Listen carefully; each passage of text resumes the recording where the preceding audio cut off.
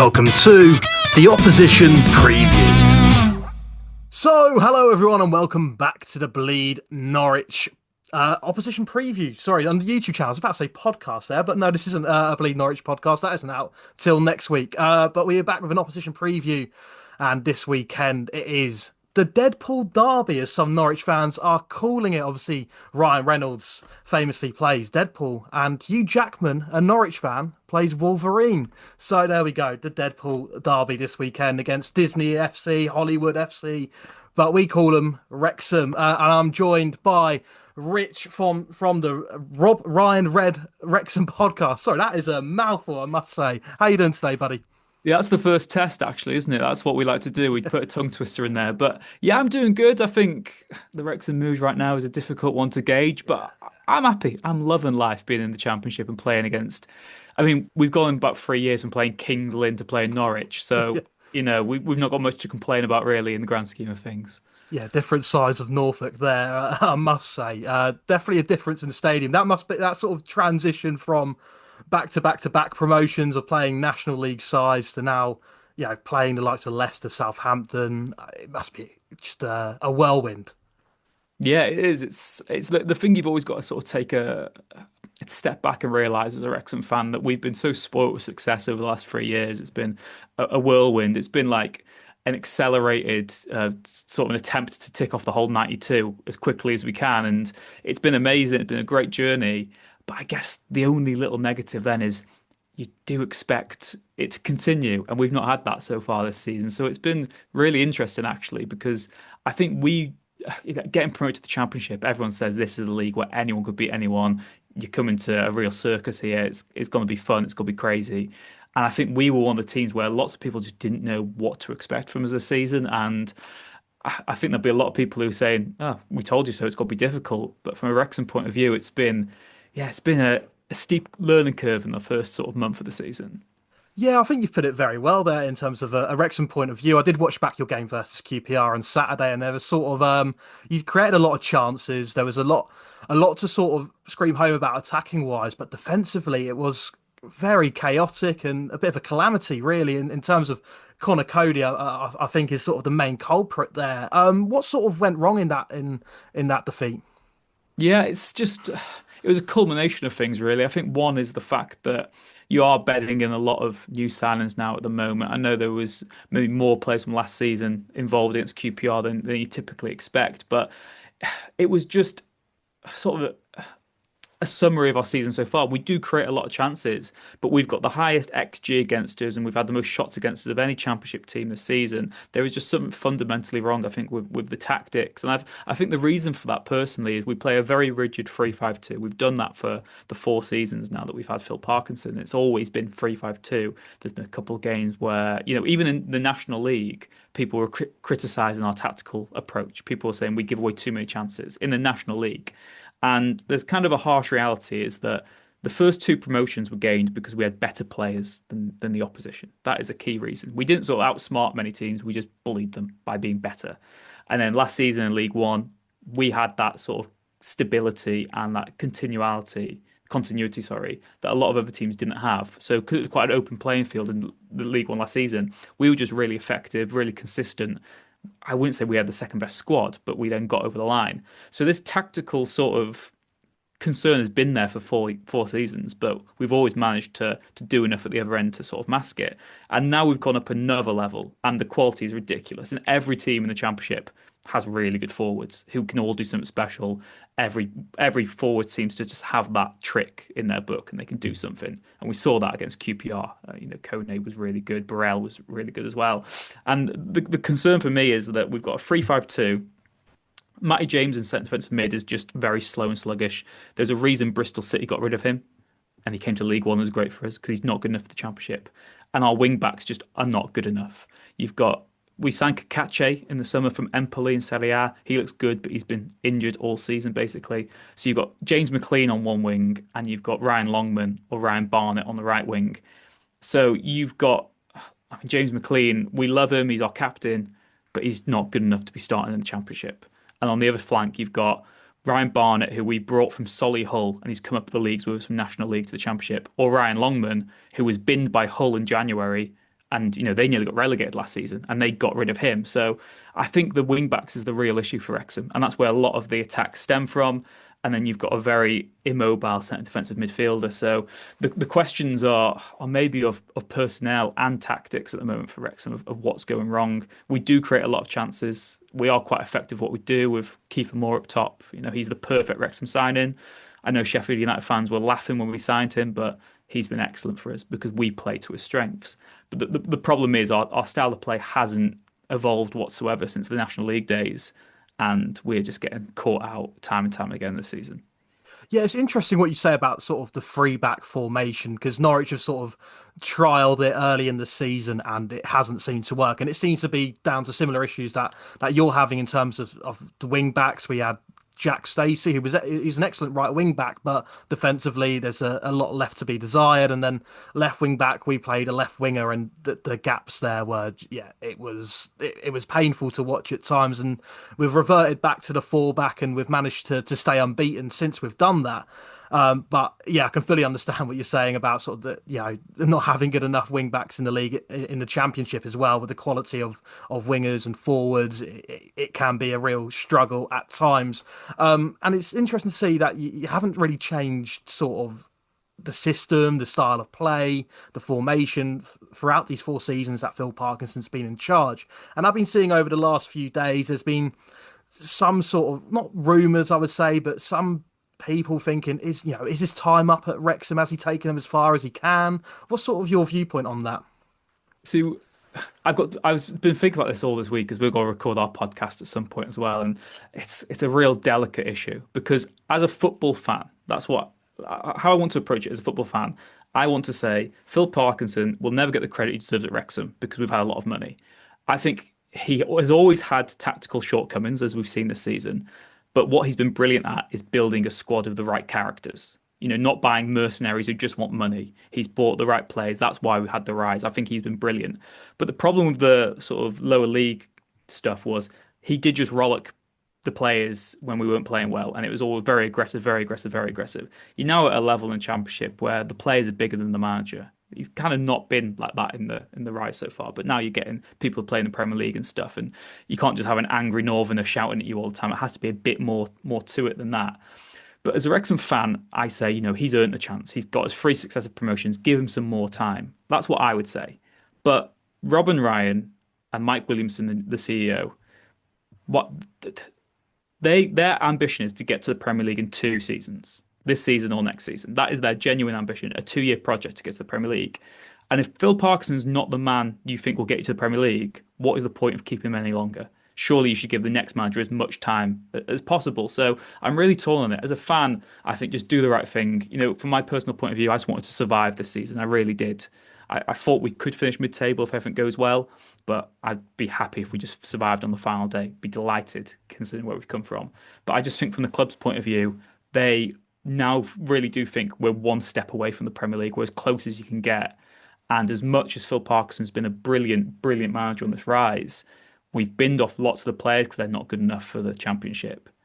Is the manager not good enough now anymore? And I can see from a ruthless business point of view why they would make a change in the coming weeks if we've not gone up the table. Because ultimately, as much as I love him, I cannot envisage Phil Parkinson taking us to the Premier League. So to go back to my earlier point, if he's not the guy we think will take us the next step, why are you kind of wasting time keeping him now? As much as I love sentiment and would love him to have a season just to see what he can do, I just don't think that's going to happen. Okay, now that is interesting. Obviously, you previously did touch on sort of chances created for Wrexham. Interesting stats that you've had 18 big chances created. You've had the most big chances missed in the league with 12. Is that worrying, or do you think that that's the goals are going to come? You're creating chances, and the goals will fall into place at some point. I do think that, again, you can't always point towards injuries. I think not having Liberati Cacace has been big because he's meant to be the left wing back and he will make a huge difference once he's fit. Josh Windass as well has been injured. And I think we've really missed him because he looked really bright in the first few games. I honestly, I think probably 3 of those chances came on the opening day against Southampton where we were just very wasteful in front of goal. We scored a penalty that day. Ryan Hardy, who was at Plymouth, for a couple of seasons, he seems like a decent Championship striker. I think a lot of it is down to confidence. And again, against QPR, it was just one of those days where it didn't quite click. But I think if we do have at some point one of these rousing home games where maybe you score early and you can sort of bombard a team and you can get your confidence up, the goals might flow at some point. The only problem is we seem so heavily reliant on Kiefer Moore to do anything. Like we just Yeah. everything goes through him, and if he gets injured, gets a suspension because he gets booked just for jumping most of the time. I do think the tactics will unravel again. So I'm surprised that the big chances missed is that many because I can't seem to remember us having loads of chances that we've missed so far this season, really. But yeah, the stats don't lie, do they? I still think, and I said this, we did one of these sort of hot take, bad amnesty things before the season, and mine was that Wrexham would not have someone score over 10 goals in all comps. I think Kiefer Moore will do that now, but I just do not see any goals in that front line other than Kiefer Moore. So I don't. I think we're going to struggle for goals all season, to be honest. Okay. I mean, yeah, I think with the big chance of creating the big chances missed, it's such a sort of key factor. It's having those ruthless Mm. players in front of goals and being able to finish off those chances. But just looking at your away form, obviously lost to Southampton open day of the season. Complete heartbreak there. Obviously, two goals in pretty much added time at that point. Like I said, there was big chances for Wrexham as well in that game. But then you go to the Den at Millwall and win 2-0. That must have been massive, especially at a place like the Den. So hard to beat Millwall there. That's huge, isn't it? Yeah, and again, I think that is the flip side of Phil Parkinson's tactics. I think when you're playing at home, there's an onus on you to try break teams down and try have more of the ball. But because we're very good at transitions going from back to front. When we were in League One, I think we had the fastest transition time from back to front out of any team in the 92. We were so quick at getting from defence from our own box to the opposition box, and that's what we've always been really good at. And again, with Kiefer Moore, you can put balls into the box. It's really well sort of set up to play away from home. So I think away from home we will be all right generally this season. I think we'll get a couple more good results like the Millwall one. Will be a nuisance for some of these teams that love to have the ball. Like that's fine. We're very happy for opponents to have the ball. Again, that worked in League One because the quality of opposition didn't punish you as much, but in the Championship you do get punished a bit more. So I think tactically we are set up to play away more than we are at home. But the Millwall win again was one of these victories that is that devil's advocate on your shoulder saying, well, this is why we should stick with Phil Parkinson because we can get these big results. And it wouldn't surprise me if we change manager to someone who wears white trainers and we start playing tiki-taka at home but can't do it on the road because we're not, Phil Parkinson knows what we're good at and we play to those percentages. So the Millwall win was really morale boosting, but to then lose at home to QPR in the man that we did, it was 3-1, could have been 4 or 5-1.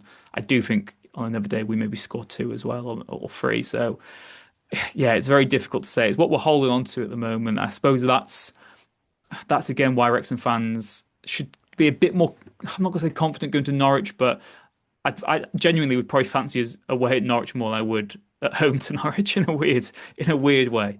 I think I'm inclined to agree with you. Our home form is horrendous. If we take cup into account as well, we've lost 3 out of 3. We've played decent opposition in Millwall, Southampton, and Middlesbrough, but at home we just can't seem to get a grip hold of the game. We can't seem to put chances away, and it's sort of been very slightly painful to watch at times. So obviously, like you said, Wrexham have got some decent away form and an ability to sort of win away from home. Yeah, that's going to put Norwich under a little bit of pressure on Saturday. I think it might be a lot closer game than what other people might think. Just want to touch on your transfer window Mm. because it's obviously been very interesting and very eye-catching for every football fan out there. You've signed some big players and some very high-level championship players. We'll touch on Callum Doyle first because he was at Norwich last season. £5 million. Does that seem like a steal to you guys? I think so. I think based on what we saw on his debut at Preston, the Carabao Cup, he was doing a lot. And again, just watching him at the weekend against QPR, he was the vocal centre back. Had Cody next to him. It was Doyle who was screaming and shouting and having a go at the goalkeeper for playing us into trouble. And he just seems like the perfect addition to what we want to do. I think again, regardless of who the manager might end up being, to have a ball playing defender who's also got the physicality and the leadership of him, and then the CV, the education. he seems like a brilliant, brilliant addition. I think the fact that Man City have included a buyback clause in him says exactly how highly he's rated. We had to pay a big chunk to get him immediately, but City are protecting their long-term interest in him as well. So he's been one of the brighter additions in the summer. Again, I think he was quite poor against QPR, but I'd say that was because he had no protection from centre defensive midfield or from left wing back. So I'm really looking forward to seeing what he does as part of a fully fit Wrexham team if hopefully we get one of those in the coming weeks.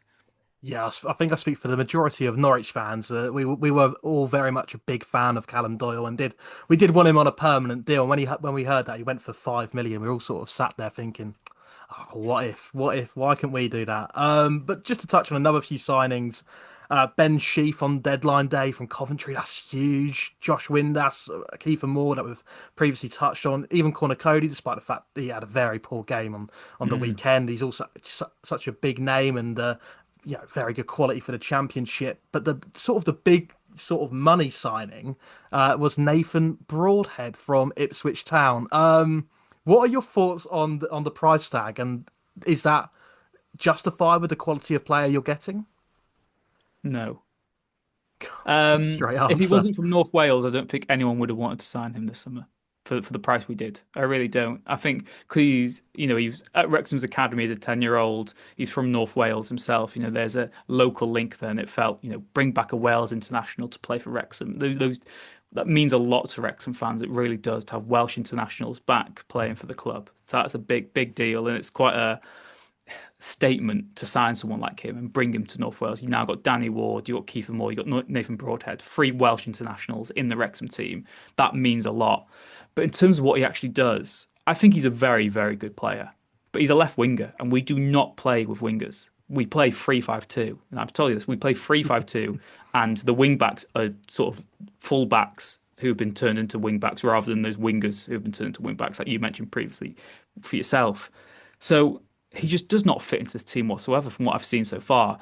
There's been games where he's come on, and maybe he's lacking a bit of match fitness as well because he wasn't playing too much towards the end for dare I say who he used to play for.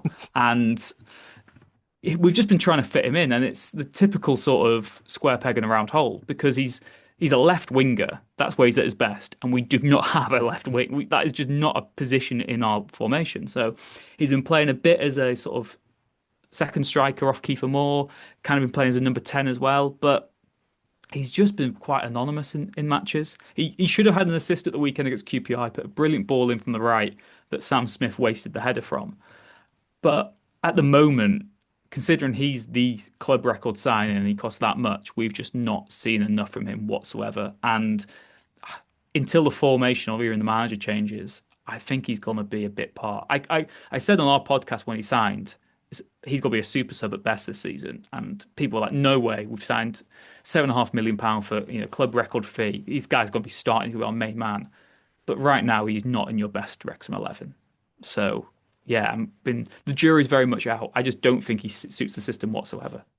Yeah, no, that is interesting. Like you said, obviously, your wing backs, they're full backs converted to wing backs, not like the Norwich where we have wingers converted to wing backs, and it doesn't really work. And Broadhead, having watched him play on multiple occasions for Ipswich, he is very attacking. He is sort of very much getting at the defenders when he has the ball, cutting inside, creating opportunities, and that doesn't.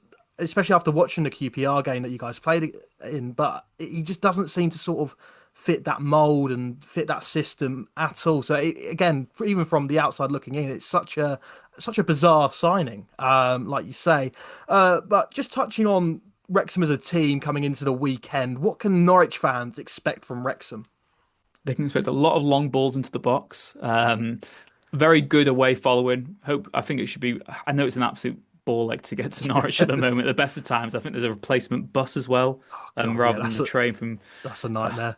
Yeah, a lot of my friends are having chaos trying to get there. So I think the away end will be really good. Hopefully, it's really good. Wrexham travel really well, and we feel so.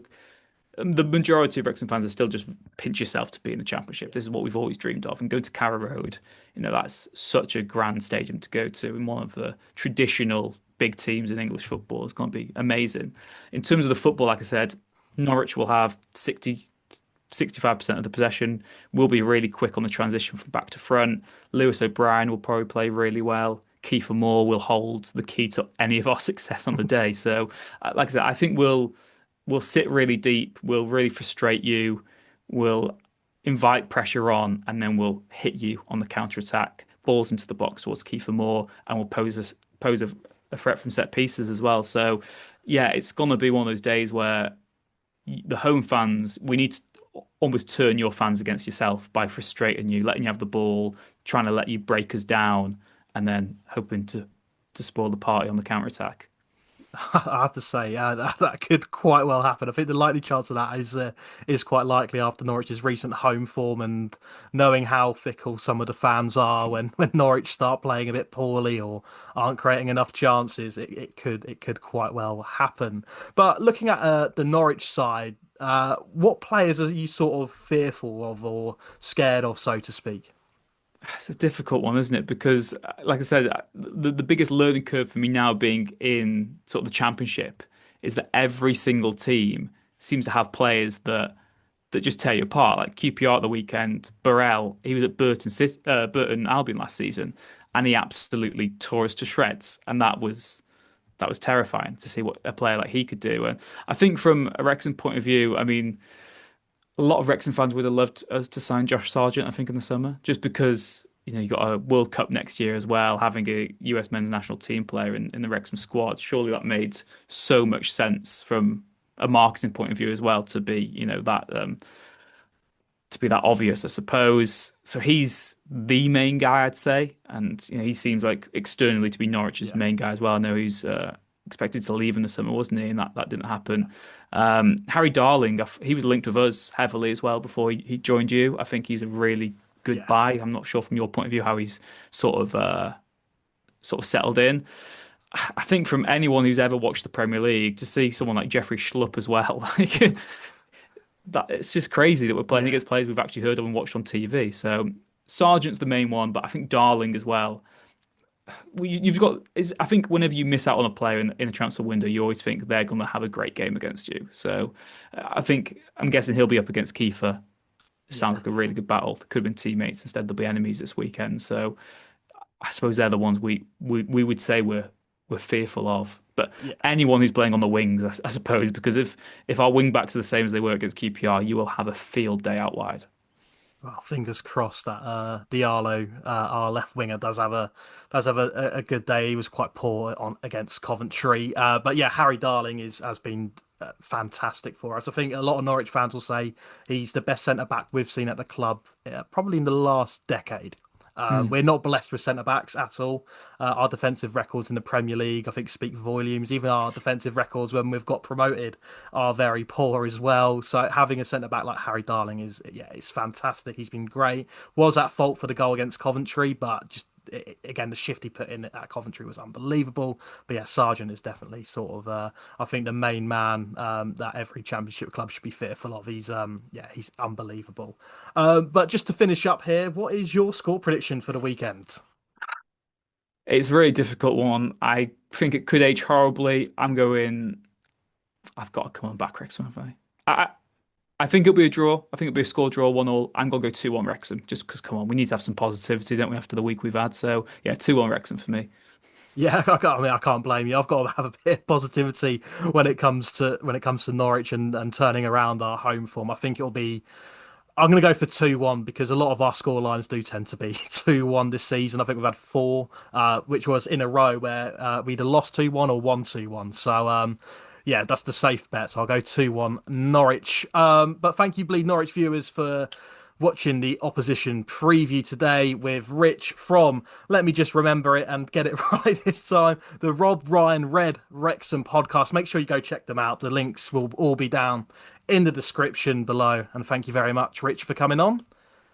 Thank you for having me. And we'll see you guys later.